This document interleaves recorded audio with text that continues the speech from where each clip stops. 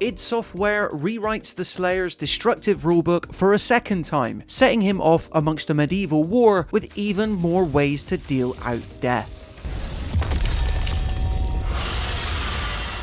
When in doubt, go back to the beginning. It worked for Batman, it worked for Planet of the Apes, and now it's the turn of the Doom franchise to follow suit. But Doom the Dark Ages is much more than a simple prequel. It is in fact yet another retooling of the fast-paced FPS formula developer id Software has continued to massage and shape since 2016's bold series reboot. In doing so, the studio has rewritten the combat rulebook yet again in many ways, throwing in a new shield-based parrying mechanic to help make decimating demons just as fun up close as it is from afar. It works, for the most part, because while not all of Doom the Dark Ages' fresh fighting systems are necessarily an improvement over what's come before, this is still an unabashedly epic first-person thrill ride of appropriately hellish proportions.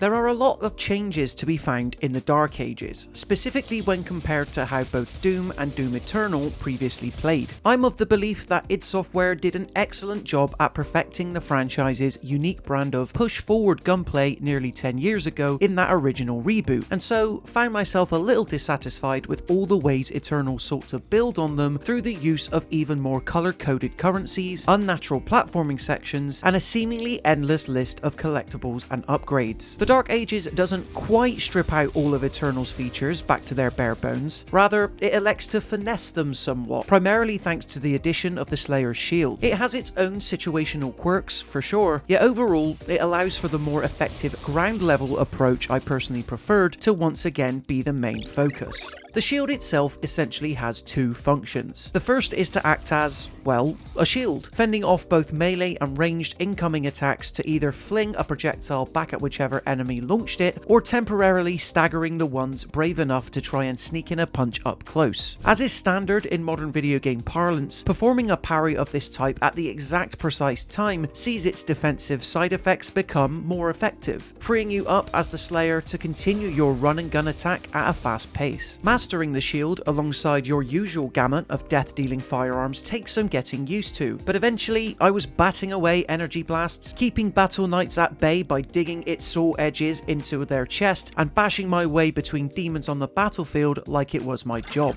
Outside of the shield's new spins, it's mostly business as usual on the firearms front. This being set hundreds of years before the events of 2016's Doom, however, means that plasma-based weapons are mostly, but not entirely, off the table, as is Eternal's armor-spewing flame belch, instead replaced by a fun gamut of destructive guns that span everything from rocket launchers, a mace-throwing chain shotgun, and yes, the incredibly brutal pulverizer, which chews through skulls and spits them back out in a generous and dangerous spread. The latter works perfectly for whittling down large crowds and saved my butt several times from becoming overwhelmed.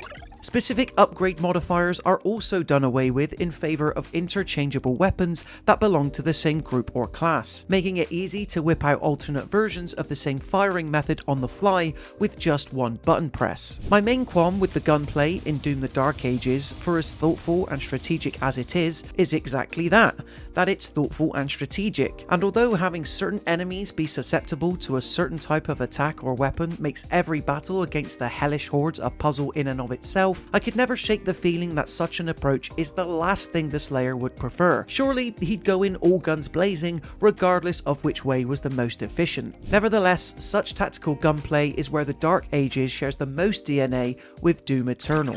In addition to the continuous slaughter, I also got a kick out of Doom the Dark Ages' nature as a prequel based around the Slayer's origins. You see, most of the story this time around centers on a large-scale war between the human factions of a remote planet and the demonic forces seeking to take it over by undertaking a full-scale portal invasion. This means getting to traverse a variety of exotic locations that often end up being a dead ringer for a heavy metal album cover, while getting to learn more about the Slayer's nature as a tool and weapon for war before his eventual attempt to break out of it. Thankfully, id Software has elected to keep his personality purposefully mysterious and stoic once again, but the addition of other minor characters such as the human-aligned Makers, Commander Thera, and an actual villain in Azrak kept me invested in all the fiendish goings-on without disrupting the flow of the action too much.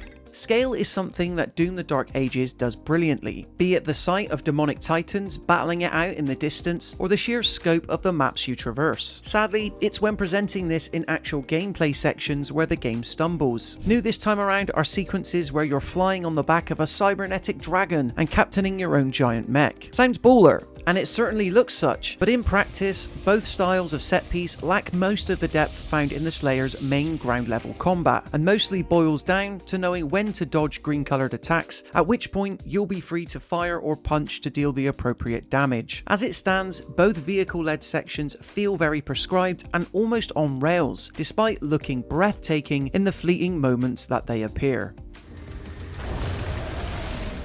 In the end, much like Doom Eternal before it, Doom the Dark Ages is not so much a bold leap forward on all the aspects and features that 2016's Doom perfected, but rather another sidestep, one complete with its own mechanical quirks, benefits, and drawbacks. Whether you are on board with its changes will vary wildly as a result, but there's no denying just how much of a game changer the new shield-based systems are, even if they don't always quite line up with the Slayer's kill everything in any way mindset. In just under 10 years, id Software has created 3 very different Doom games, with 2016's being the most pure, Eternal being the most expanded, and now the Dark Ages easily being the most bone-crunchingly heavy metal.